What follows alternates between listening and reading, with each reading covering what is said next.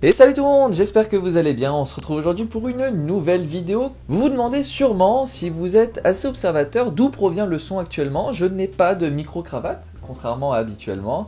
Et je peux vous le dire, vous pouvez me faire confiance, il n'y a aucun micro devant moi. Effectivement, le micro, je le tiens dans mes mains. Aujourd'hui, le produit que je vais vous présenter, c'est le Philips Voice Tracer qui est juste ici, avec son Discreet Recording, tout simplement enregistrement discret.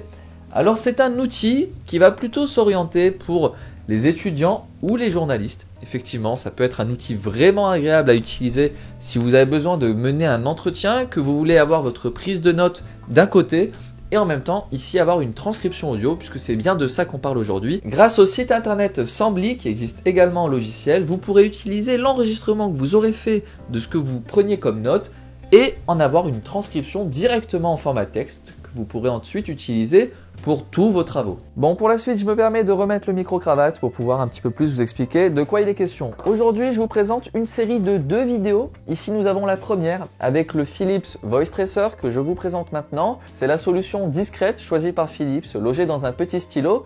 Et dans la prochaine vidéo, nous étudierons le DVT 4115 qui lui a un format beaucoup plus traditionnel d'enregistreur. Mais aujourd'hui, on va se concentrer sur le stylo. Alors ce stylo, vous l'aurez compris, est déjà un vrai stylo, ce qui est assez exceptionnel en soi.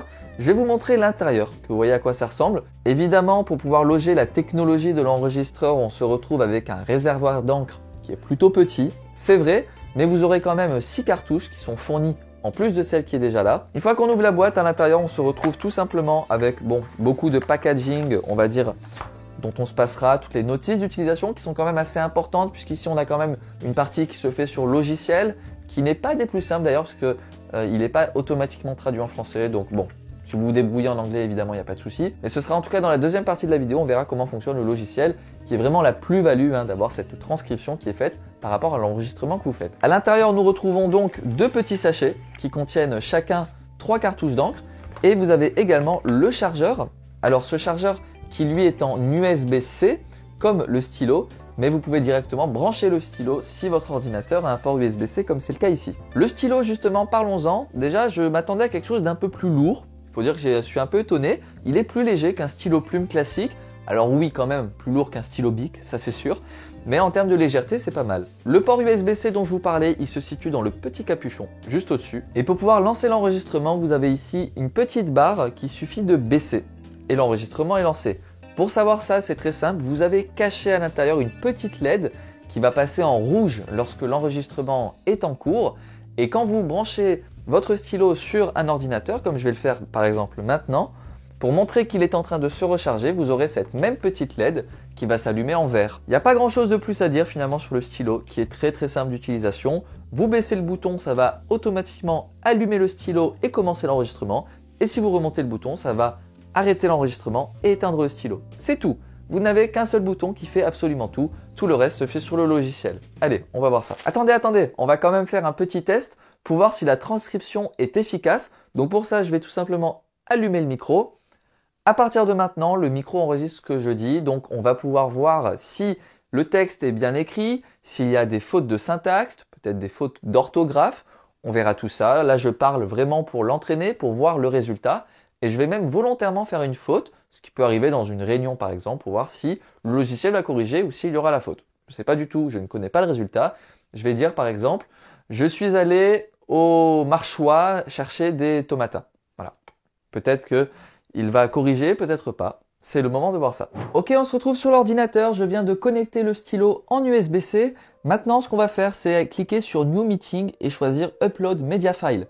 À partir de là, vous devrez sélectionnez votre fichier et le mettre ici. Pour ça, rien de plus simple. Une fois que vous l'aurez connecté, il va y avoir l'explorateur de fichiers qui va s'afficher. Une fois que vous êtes dedans, vous cliquez sur Record et ensuite vous cliquez sur A et vous sélectionnez le dernier fichier enregistré. En l'occurrence, nous, c'est le petit test qu'on a fait de 33 secondes. Vous devrez choisir un titre pour votre fichier. Moi, je vais mettre test audio-vidéo. Alors, je crois que j'en ai déjà fait un, donc je vais mettre 2. Et vous devez choisir la langue. Donc, dans notre cas, ce sera le français. Maintenant, le fichier est transféré sur le serveur et vous pouvez voir que ça a été bien fait.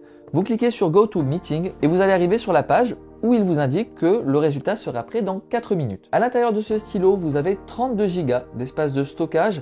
Si vous connaissez un peu le monde de l'audio, vous savez que c'est très conséquent. Pour enregistrer de l'audio, c'est beaucoup. Et d'ailleurs, Philips nous annonce jusqu'à 129 heures d'enregistrement audio donc vous voyez que c'est largement suffisant. Les fichiers, quant à eux, sont au format .wav et sont enregistrés à 512 kilobits par seconde pour ce qui est du débit. Évidemment, si vous souhaitez vous procurer ce stylo, je vous ai mis dans la description de la vidéo le lien Amazon pour pouvoir le trouver. Si vous passez par ce lien, je le rappelle toujours, ça me fait une petite commission et pour vous, ça ne coûte absolument rien en plus. Alors merci beaucoup. Et je profite du temps d'attente pour vous indiquer qu'en réalité, j'ai reçu 2 stylos de la part de Philips puisqu'ils me permettent de vous organiser un petit jeu concours.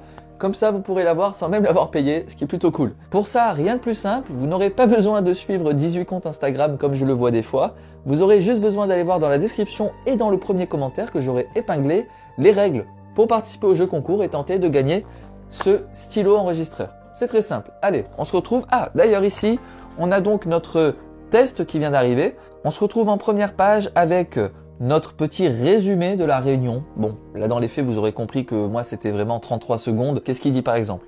La réunion s'est concentrée sur la démonstration d'un outil logiciel conçu pour vérifier les erreurs de syntaxe et d'orthographe dans les textes. Bon, pourquoi pas, mais si vous faites une vraie réunion qui dure 1 heure et plus avec beaucoup d'intervenants, ça peut être vraiment pratique d'avoir un résumé comme ça. Je vois même moi dans mon travail au quotidien comment je peux l'appliquer, il n'y a rien de plus simple. Des tâches, on n'en a pas donné donc c'est normal qu'il n'y ait rien.